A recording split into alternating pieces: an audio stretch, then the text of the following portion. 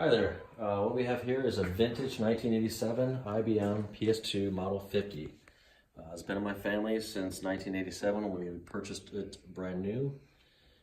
Comes with everything is original except for this mouse here. It's a typical Logitech off-the-shelf mouse.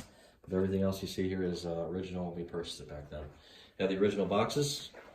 I'll open a couple of these up here. You'll see that even the packing material that came with the system is still in there, so it can ship just like it was arrived at our house.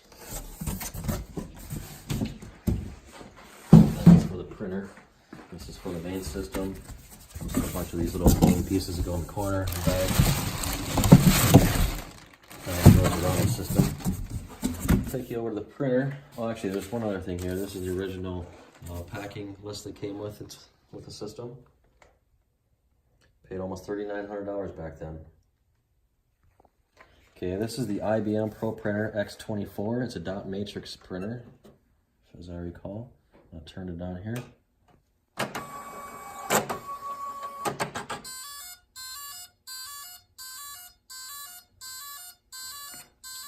far as I remember, it worked just fine back then.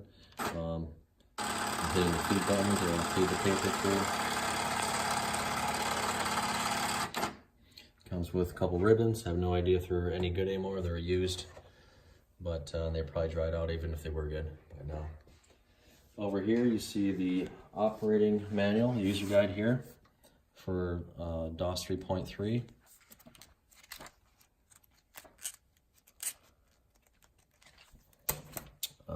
We have the case for 3.5-inch floppies. I have a floppy in the drive right now. That'll come with a tool. It's the boot up drive diskette. DOS startup operating diskette. Keep that in the system. Over here we have the DOS 3.3 manual. It comes with the system. It's in excellent condition. Goes through all the details of the commands that you run in DOS. And then over here with the competing operating system, IBM OS 2, it was never loaded on the system. We're stuck with DOS, but it's excellent condition, has all the diskettes in here, and also how to run it. Okay, so let's power up the system here.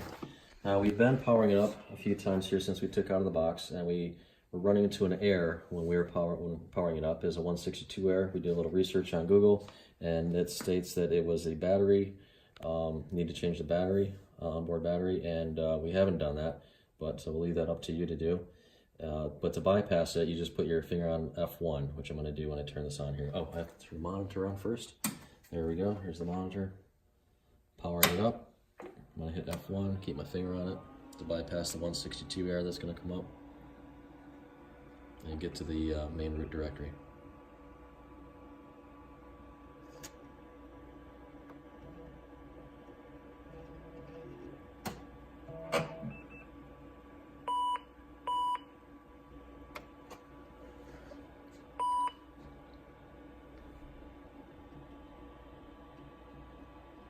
Now you see some lines going through the screen.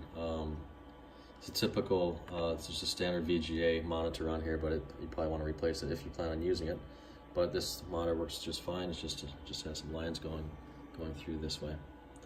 Just faint lines here. So today's March 21st. We're going to keep that date.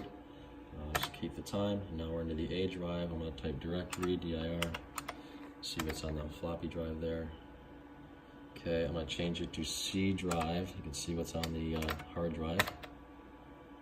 DIR.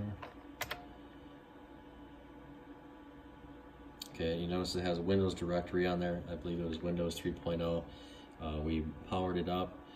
It was freezing at the screen when you power it up, so I'm thinking that probably this doesn't have enough memory to run it. I believe we were probably running it in DOS and we bought Windows, and the computer just didn't have enough power to run 3.0, but it does get to the Windows screen, and that's about it. I'm not sure if I mentioned the Logitech mouse here. That's the only thing that's not original with the system.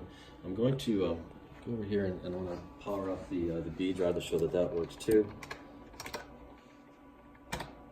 DIR. There you go. See the light go on. and you can come back over to the monitor and see everything that's on the B drive. So there you have it. It's a great system. It's in excellent condition, and happy bidding.